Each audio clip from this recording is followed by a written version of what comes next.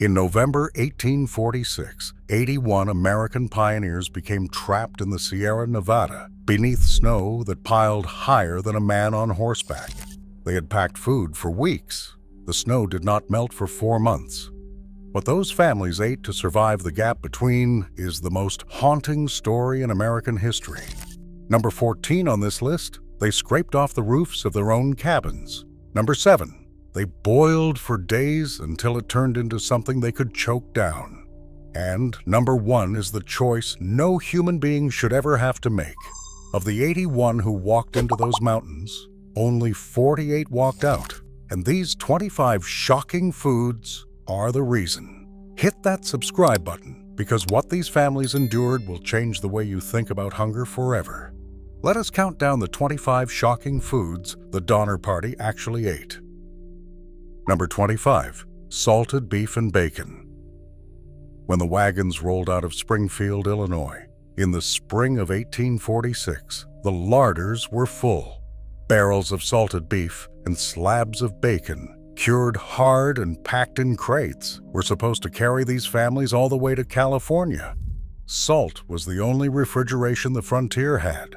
The meat was rubbed in it, dried, and sealed away to outlast the heat of the plains. This was the food of confidence, the food of people who believed they would be eating fresh oranges in the Sacramento Valley by October. They portioned it carefully, frying thick slices in the morning and stretching the grease into the evening beans. Nobody counted the strips yet, but a man named Lansford Hastings had sold them a shortcut that would cost them everything, and by the time the snow came, the beef and bacon were nearly gone. Number 24, flour and beans. Flour and dried beans were the backbone of every wagon train, the cheap, dense calories that kept pioneers alive across 2,000 miles. A sack of flour could become biscuits, dumplings, gravy, or simple fried dough cooked over a campfire. Beans soaked overnight and simmered for hours until they turned soft and filling. For the Donner families, these were the ordinary suppers of the trail, the meals so plain that nobody bothered to write them down. But the Hastings cutoff swallowed weeks they did not have. Wagons shattered in the Wasatch Canyons. Oxen died crossing the salt desert. By the time they reached the mountains, the flour was measured by the spoonful, and the beans counted one by one. Patrick Breen, the Irish immigrant who kept a diary through the whole ordeal, watched his family's last provisions vanish. By Christmas, a handful of flour was treated like gold dust, stirred into water to make the thinnest possible gruel. Number 23, coffee and sugar. Coffee and sugar were the small luxuries that made the trail bearable. A hot cup at dawn, bitter and strong, was the closest thing to comfort these travelers had after a freezing night in the open. Sugar sweetened the children's mush and made the endless monotony of beans and bacon feel almost like home.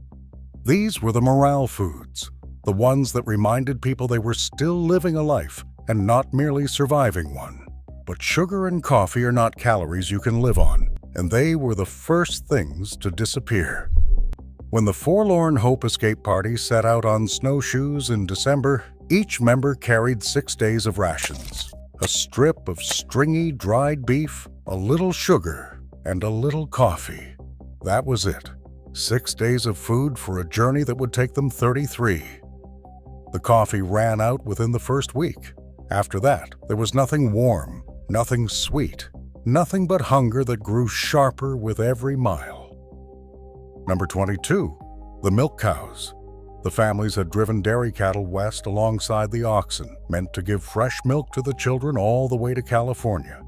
Milk was survival for the youngest, the babies and toddlers who could not chew dried beef. For weeks, those cows were worth more alive than any meal. But when the snow buried the grass and the animals began to starve in the drifts, the math changed overnight. A living cow gave a cup of milk. A dead cow gave 100 pounds of meat. The families slaughtered the cattle in the freezing cold and stacked the frozen carcasses in the snow like cordwood, because the snow itself became their icebox. Here is the cruelty nobody mentions. When fresh blizzards buried those carcasses too deep to dig out, the families starved on top of meat they could no longer reach. Number 21. The oxen. The oxen were everything. They pulled the wagons, they carried the family's entire futures, and they were the single most valuable possession most of these people owned. A good yoke represented a year of a working man's labor. To eat one was to eat your own livelihood, your only means of ever reaching California. And yet, one by one, the great animals were slaughtered. Many had already collapsed from starvation in the deep snow, too weak to stand. Forensic archaeologists who later dug through the Alder Creek campsite found thousands of cattle bones, smashed and processed within an inch of nothing. The oxen became the mainstay of the diet, eaten until there was no meat left on the carcass at all. And then, because nothing could be wasted in that frozen camp, the families turned to the parts of the ox that no one in their right mind would ever call food. Number 20. The mules and horses. When Charles Stanton returned to the trapped party in late October, he came riding up from Sutter's Fort with mules loaded with supplies and two Miwok guides named Luis and Salvador.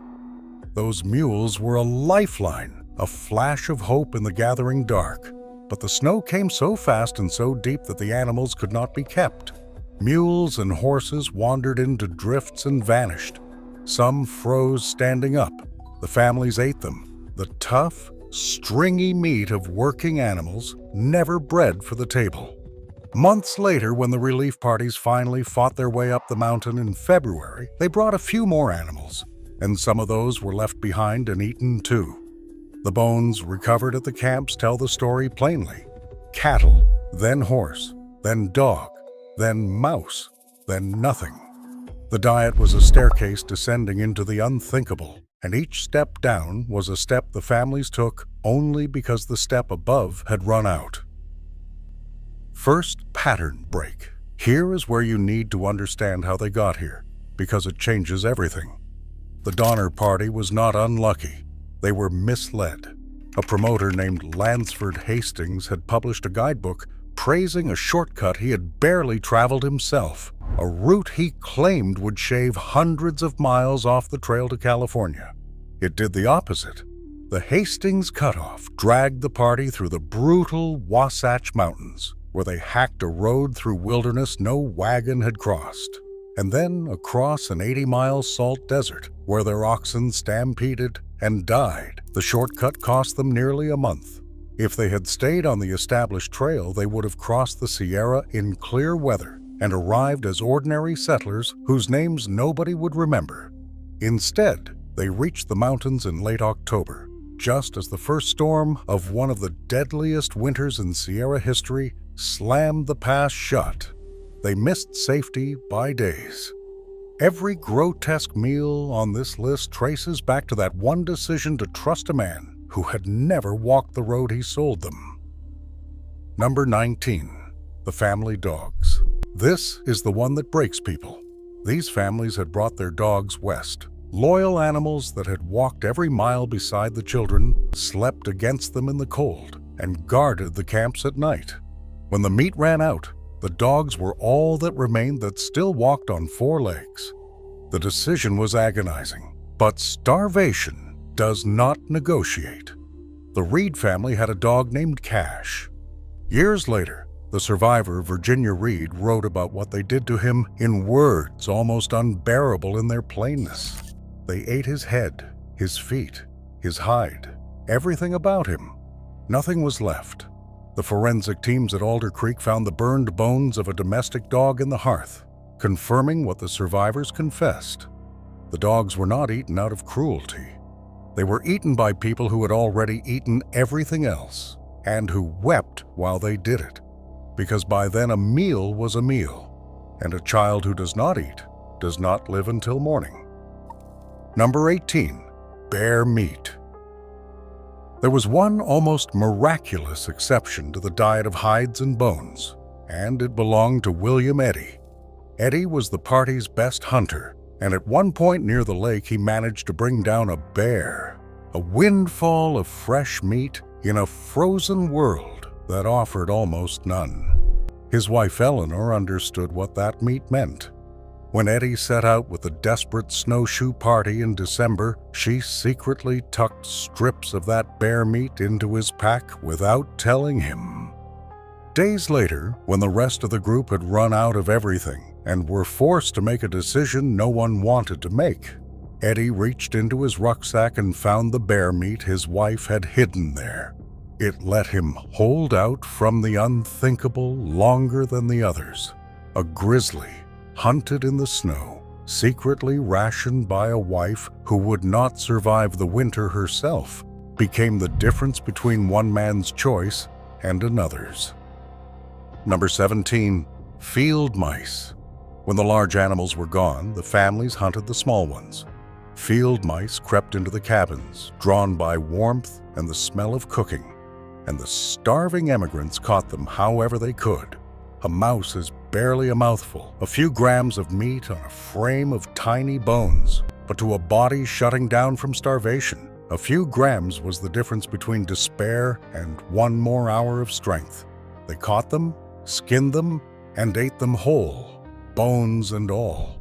The children who could not chew the tougher fare were sometimes given the soft little bodies. This is the detail that tells you how far the party had fallen by January.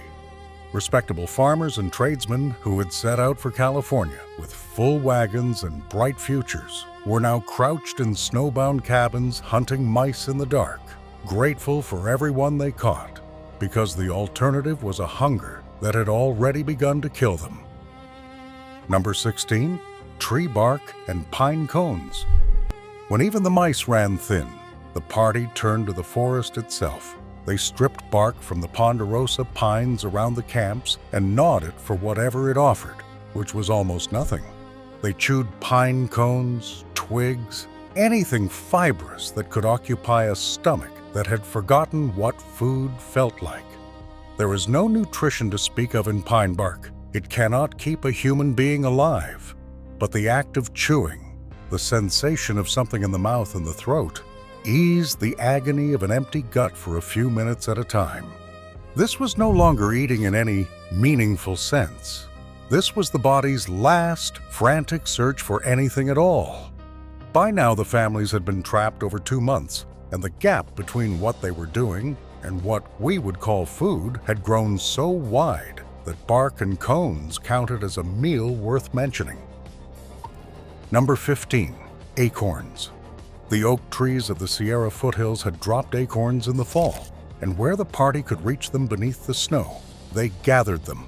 The native peoples of California had eaten acorns for thousands of years, but they knew a secret the pioneers did not. Raw acorns are bitter with tannins and must be leached in water for days before they are safe to eat. The starving emigrants had neither the time nor the knowledge nor the energy for that. They ate the acorns hard and bitter, and the tannins made them sick. It was a brutal irony. They were surrounded by a food source that had sustained entire civilizations, and they could not unlock it. The land was not empty. It was full of nourishment that required wisdom they had never been taught, wisdom that belonged to people their own culture had pushed aside. The acorns sat heavy and bitter in shrinking stomachs, a reminder that survival in the wilderness was not about what was there, but about what you knew how to use. Number 14, boiled ox hides. When the meat was entirely gone, the hides remained, and they became the centerpiece of the diet for weeks. This is the food that defined the Donner Party's long descent, the one survivors described in every account they ever gave. They took the thick, stiff ox hides, cut them into strips, singed off the hair over the fire, scraped them clean, and boiled them for hours until they broke down into a thick, translucent, foul-tasting glue. Eliza Donner, who was not yet 4 that winter, remembered it for the rest of her life.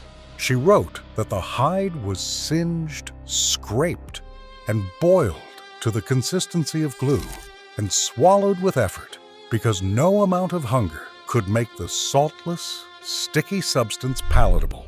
That is the truth of it. They were drinking liquefied leather, a gluey paste with almost no nutrition in it. because it was the only thing left that the body could break down at all. For weeks, a bowl of warm hide glue was supper. Second pattern break. Here is what the cold actually did to these people, because the food is only half the story. Patrick Breen kept a diary from November 20th to the 1st of March, and reading it is like watching a candle gutter out. He recorded the snow that fell for days without stopping, burying the cabins until families had to dig stairways up through the drifts to reach the surface. He recorded the wind, the freezing nights, the deaths of their companions one by one. The science of starvation is merciless. As the body consumes its own fat and then its own muscle, it grows cold from the inside, unable to generate heat. The starving feel a bone-deep chill that no fire can touch. Their minds slip. Some of the party raged with delirium. Others could do nothing but sleep, sliding toward death without resistance. The hide glue and the boiled bones were not keeping them strong. They were only slowing the dying. And through it all, Breen wrote it down in plain, steady handwriting, refusing even at the end to let the world forget what happened to them. Number 13. The hide roofs of the cabins. The ox hides did not only come from butchered animals. The families had stretched hides across the rough log frames of their cabins to serve as roofs, the only thing standing between them and the open sky in a Sierra blizzard. As starvation deepened, those roofs became food. The families pulled the hides down from over their own heads, cut them into strips, and boiled them into the same wretched glue, choosing the agony of an exposed shelter over the certainty of an empty stomach. Think about that choice. To eat your roof is to expose your sleeping children to the snow and the killing cold. To keep your roof is to watch them starve beneath it. Some families ate the hide roofs and shivered through the nights under nothing but blankets, snow falling onto their faces as they slept. The shelter that was supposed to save them became the meal that kept them alive one more week. By the end, the line between the house and the food had completely disappeared. Number 12. Boiled leather. When the hides were gone, the families looked down at their own feet. Shoes, moccasins, leather harness, anything made of tanned animal skin went into the pot. Boiled shoe leather became a recognized meal in the camps, simmered until it softened enough to chew. Leather is just hide that has been treated and worked, and a starving body can wring a few faint traces of protein from it the same way it did from the ox skins. Survivor accounts mention subsisting on boiled leather for days at a stretch, gnawing on softened bits of what had recently been footwear. It is almost impossible to imagine the desperation of a parent peeling the leather from a child's shoe to boil it for supper. But these families had passed beyond imagining and into doing. Every object in the camp was inventoried for whether it could, in any sense, be eaten. And so leather was eaten, the boundary between clothing and food erased completely, until even the shoes on their feet were gone into the pot. Number 11. Bone soup. The bones of the slaughtered cattle were not discarded. They were a resource, and the Donner Party squeezed every last calorie from them with a grim efficiency that astonished the archaeologists who studied the site a century later. The families smashed the bones into fragments and boiled them again and again, extracting the grease and dissolved minerals into a thin, greasy broth. They boiled some bones so many times that the fragments turned completely white, a state scientists call calcined, meaning every trace of organic material had been cooked out of them. At Alder Creek, researchers found bone fragments that could no longer even decompose because there was nothing organic left in them to rot. That is the signature of true starvation. A person who boils a bone 5 times to wring out one more drop of grease is a person at the absolute edge of human endurance. The soup tasted of almost nothing, but it was warm, and it was the difference between today and the end. Number 10. Bone marrow. Before the bones were boiled into oblivion, the families cracked them open for the marrow inside. Marrow is one of the few genuinely rich foods the camp offered, dense with fat and calories, the one part of the starved cattle that still held real nourishment. The emigrants smashed the long leg bones with whatever tools they had and scooped out the soft interior, the closest thing to a satisfying meal in those final weeks. There is a bitter irony here that modern science only recently caught up to. Today, bone marrow and bone broth are sold as premium health foods in expensive jars, praised by nutritionists who treat them as a discovery. The Donner Party knew the value of marrow, not from a laboratory, but from the absolute clarity that starvation brings. When a body is dying for fat, it understands instinctively where the fat is hidden. They cracked every bone they could find, and then, having taken the marrow, they boiled the empty shells, because even a bone with nothing left in it was still a meal that hunger would not let them throw away. Number 9. Harness, strings, and rawhide.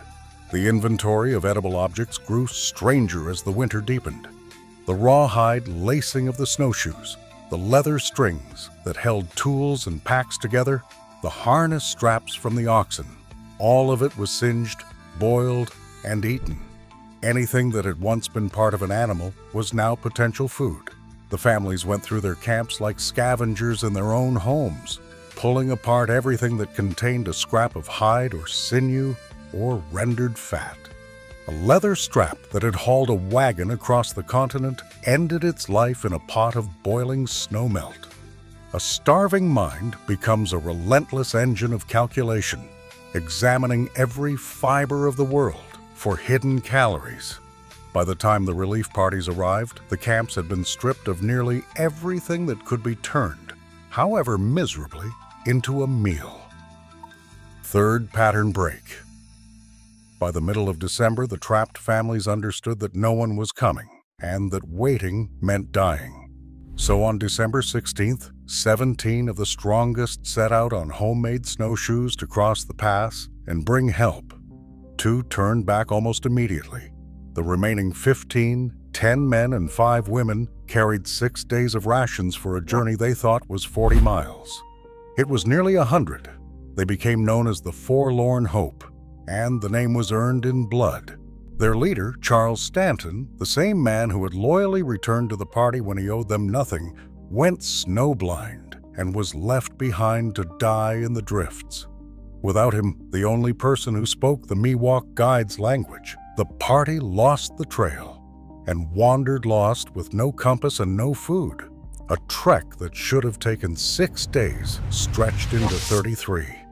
What happened to the Forlorn Hope in those weeks is the darkest chapter of an already unbearable story, and it produced the final, most harrowing entries on this list. Number 8. The Forlorn Hope's last rations. The snowshoe party set out with almost nothing, and within 5 days, they had eaten it. Each person had been given a strip of stringy, dried beef, a little sugar, and a little coffee. Rations meant to last 6 days. By December 21st, they were already out of food, with weeks of mountains still ahead of them. They had marched straight off a cliff of starvation, every step taking them deeper into terrain they could not read. Snow fell on them without shelter. Their feet froze and split. They made 4 or 5 miles on a good day, then collapsed into the cold with nothing in their stomachs and nothing in their packs. The plan had been desperate from the start, a gamble that the strongest could reach help before the weakest died. But the mountains were bigger than their hope, the snow deeper than their strength, and the food gone almost before the journey had begun. What they ate after the rations ran out is the reason history remembers them at all. Number 7. The Toasted Snowshoe Thongs. Out on the trail, lost and starving, the Forlorn Hope did exactly what their families were doing back at the camps. They ate their own equipment. They built a fire, cut the rawhide thongs and lacings from their snowshoes, toasted the strips of leather over the flames, and ate them. The very devices keeping them on top of the snow were being consumed to keep them alive.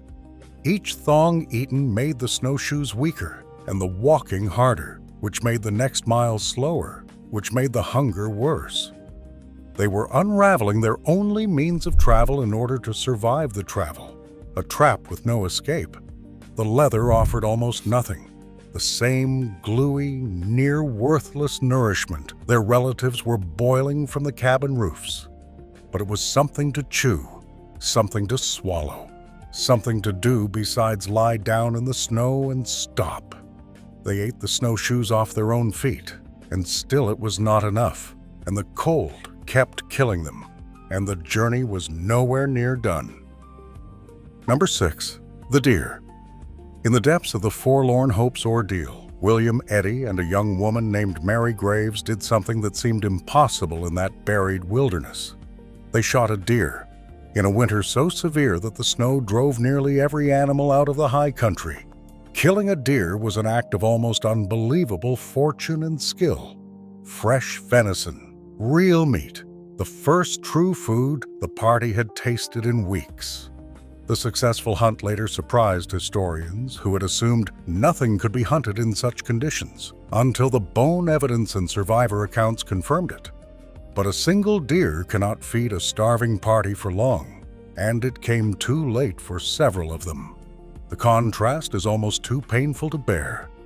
While Eddy and Mary Graves tracked and brought down that deer, the rest of the party, delirious and dying, had already begun doing the thing that would brand them forever in American memory. Number 5. The dead of the Camp of Death. A blizzard caught the Forlorn Hope in the open, and over a span of freezing days and nights, several of the party died where they lay. Patrick Dolan, a kind and well-liked man, lost his mind to the cold and the hunger and slipped away. Others followed. The survivors, frostbitten and starving, and faced with the certain death of everyone if they did nothing, made the decision that human beings have made in the most extreme corners of survival throughout history. They ate the flesh of their companions who had already died. The site became known as the Camp of Death. There was no malice in it, no murder, only people at the furthest edge of endurance choosing to live by the only means left to them, and grieving even as they did. They carefully kept track of whose remains were whose, so that no person would have to eat their own family. It was an act of horror and an act of survival at the same time, and the survivors carried the weight of it for the rest of their lives. Number 4. Luis and Salvador. This is the entry that no honest account can soften. Luis and Salvador were the two Miwok men who had come up from Sutter's Fort with Charles Stanton, risking their lives to bring supplies to strangers.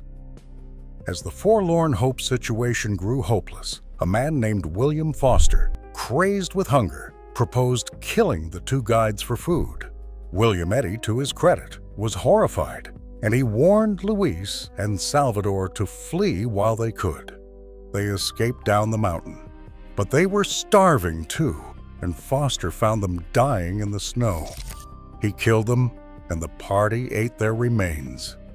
It was the only time during the entire winter that anyone was murdered for food, and it was committed against two native men who had volunteered to help. History should not look away from that. The injustice of it, that the only people deliberately killed were the two who had come as rescuers, sits at the center of this story like a wound that never healed. Number 3. The dead at Alder Creek.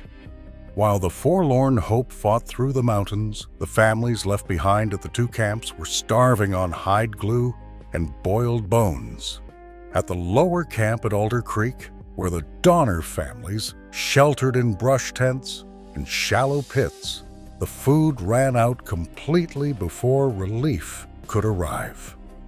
The archaeological record there shows that the families processed thousands of animal bones, eating their cattle, their horses, their dogs, and finally the leather and the glue, holding off the unthinkable as long as a human body possibly could. But the relief parties came slowly, weeks apart, each able to carry out only a few survivors at a time. Between the rescues, the deaths continued. And during the last week of February, some of those at the camps ate the flesh of companions who had died of starvation. Little Eliza Donner, not yet 4, later wrote that she ate her own uncle. There is no way to make that sentence easier. They did it because the only alternative was for the children to die, and the parents would not let the children die. Number 2, the dead at the lake cabins. At the upper camp by the frozen lake, the same agony unfolded.